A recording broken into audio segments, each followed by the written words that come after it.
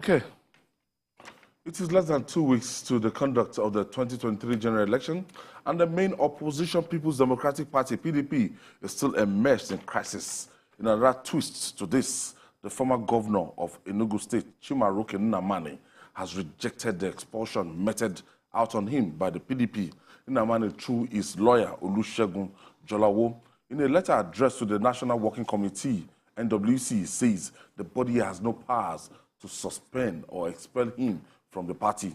He said the Yocha Ayu-led NWC did not follow due process and strict compliance with the party's constitution and therefore lacked the powers to suspend or expel him. Wale, the former governor of Enugu State, courageous, I like his style and everything, but it seems that he overplayed his hand here, as in, you cannot, for whatever it is what, maybe they call it anti-party activity. He's an ardent follower of Bola Ahmed Tinubu. He's somebody that he has been fighting online, tooth and nail. A lot of people would have said, it should have been better if he just moved to the All Progressive Congress than being within the PDP, a senator. I think there is usually cause and effect. I don't think it just grew up one night to begin to love Asiwaju. I think there are a lot of problems in the PDP that a lot of them feel they can no longer cope. And when they now see an opportunity they have been waiting for, they quickly, the former governor of Enugu State is an influential person. He's not contesting for any election. So I think it is Atiku that has a lot to lose if such a person is not with you. I felt, irrespective of how his actions might have provoked the PDP, expulsion at this time, I don't think that resolves the problem. Because this man, a former governor in Enugu State, and then and even the expulsion, he was not given the opportunity to defend himself, which is against the constitution of the party itself. So this, if we want to expel him, there should be procedures for you to follow. In APC, there are people that are doing the same thing. But the APC decided to, just be very careful not to just expel them, because by the time you expel, you make reconciliation more difficult to achieve. You hardened those that you have expelled, and you will make it difficult for them to see the reason why they need to come back to you. So I think this thing should have been handled with caution. By expelling him now, you are giving, the only option you are giving him is to go and work hard for Asiwaju, more so that expulsion was not constitutional.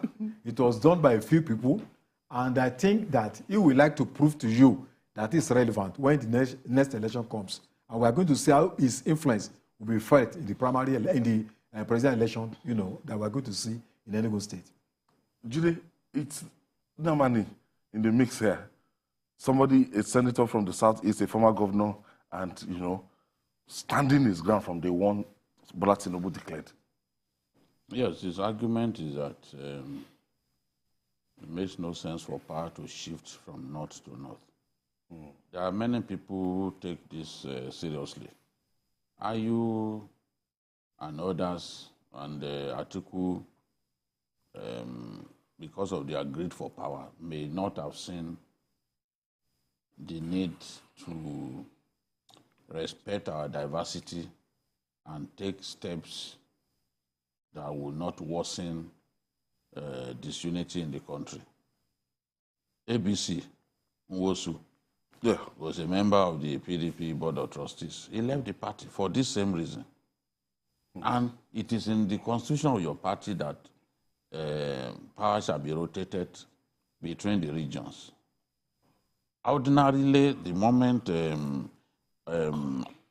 Atiku emerged as the presidential candidate, Ayu should have thrown in the towel. But Ayu had been out of political relevance for so long, and he must have felt, this is my chance. Green die. So to convince him that, look, you must sacrifice for the party was impossible. And this is why we have this crisis in which at least 5 governors of the party are are working across purposes with their party. But Nnamani is saying, look, you didn't follow the procedure. And as far as it's concerned, the constitution of the party, section 59 of the party, says that only the NEC can decide on its matter and not the NWC. Let me quote that section. Notwithstanding any other provision of the Constitution relating to discipline, no executive committee at any level except the National Executive Council shall entertain any question of discipline as may relate or concern a member of the NEC, president, vice president, governors, deputy governors, ministers, ambassadors, special advisors, or member of any of the legislative houses. The key words, member, any member of the legislative houses is a member of a legislative house. So this portion of the constitution of the party covers him. That is the neck of the party that can discipline him in the manner that the NWC, the disciplinary committee of the party, has recommended. As far as the party is concerned, section 58 and 59, 1G of the PDP constitution permits them to take the action that they have taken. But Nnamani has quoted section 59 of the constitution saying that it should have been the neck to expel him or suspend him from the party. Now, the other issue is the issue of the Electoral Act. The question is, what does the PDP want to achieve by this? You have expelled people who have the ticket of your party to contest elective positions. Do you want to replace them? The window for replacing candidates has closed. The expulsion of a candidate is not listed among the conditions precedent for replacing candidates. Yes. You can only replace candidates if the candidate on his own says, I'm not running anymore, or the candidate dies. That is what the Electoral Act says. And the framers of the Electoral Act did not want a situation in which parties can be changing their candidates, you know, at will. So now what do they intend to do with that? Are you going to just leave those positions like that? Because the Constitution also says that nobody shall run for election except sponsored by a political party. We have not reached that point where people can contest without... It's a complex situation. Let me take you to Kano. Do you know that as we speak today, Chimaroke is still the candidate of NNPP, our next list for that senatorial district, despite the fact that he has said, I'm no longer in this party, I'm back to PDP. And if he wants to quit, he will write officially to the INEC to say, I'm not interested in this contest anymore. He's the one who will write. They don't want, the framers of the law do not want a situation in which somebody who has duly won the primary election or who had become candidate will just easily be brushed aside by powerful people in party. So the law is saying that it is that candidate who can say, oh, at this point, I'm not interested anymore. So if you're interested, you write officially so you are not interested. Okay, we take this other break. When we come back, we'll talk more.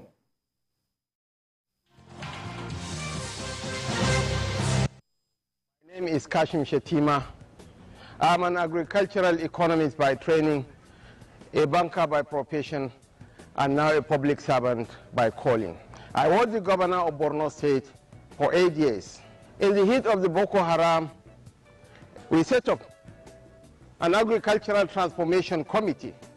We crisscrossed the world and invested in the whole agricultural value chain.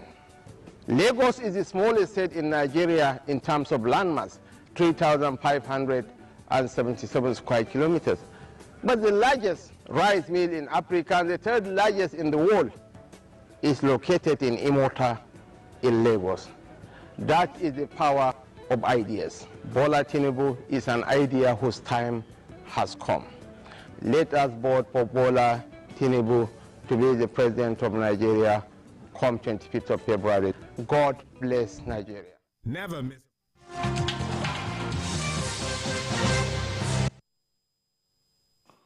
All right, journalists Hangout on Sunday, and we're counting now to the 2023 election. Wale, hopefully, when you look at this situation, the implication at the end of the day, how does it affect what will happen in the next 12 days? The National Assembly election. Well, it's going to lead to a lot of legal fireworks. Because if you expel some candidates who are already listed as official candidates of the political party, they could be challenged even when they win the election. And I think there's a moral burden on the voters. Why should I vote for somebody who has been expelled? So I think it's going to complicate the fortunes of the candidates that are involved. And that's why I think that those who took those decisions did not take the interest of the party, into consideration. They foreclosed the possibility of future reconciliations. They have put a seal to it. So I think, what we are now seeing is lack of internal democratic principles. Because if there is internal democracy, when you want to expel somebody, you have to weigh all the options, especially people that are not even, that are being listed as your official candidates with INEC. So I don't know why some decision will be taken without looking at the consequences. Do you know the likes of Larry Olayinka, the former aide of Ayo Fayoshetu, was involved, and I know he's a candidate of the House of Representatives in Ado Central. Okay, merci. Yes, South, in the Central. Yeah, Central. Yes, a good number of them, including Fayoshe's son, have been expelled. His son? Yes.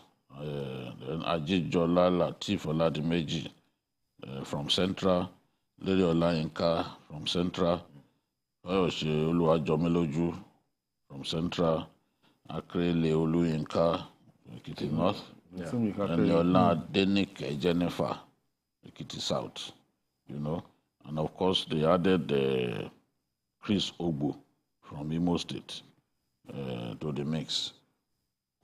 Which honestly is the courts that can decide what will happen at the end of the day, because if the suspension also didn't follow due process, it will be deemed that the expulsion will be deemed as a nullity. So, and if it's a nullity, it means that they remain party members. So we've seen people suspended who went to court, and the court rescinded. Yes, we've seen that. You have to follow your own rules and regulations. If you don't follow your rules, then the court will step in and say, no, you are wrong. How this will affect their fortune in 2 weeks' time? That's my own perspective. That a political party, they are pushed to the limit to take all this decision, and it's difficult to suspend the main people involved, like the likes of Nyesom Wike and co. Well, Nyesom Wike has quickly moved to sue the party.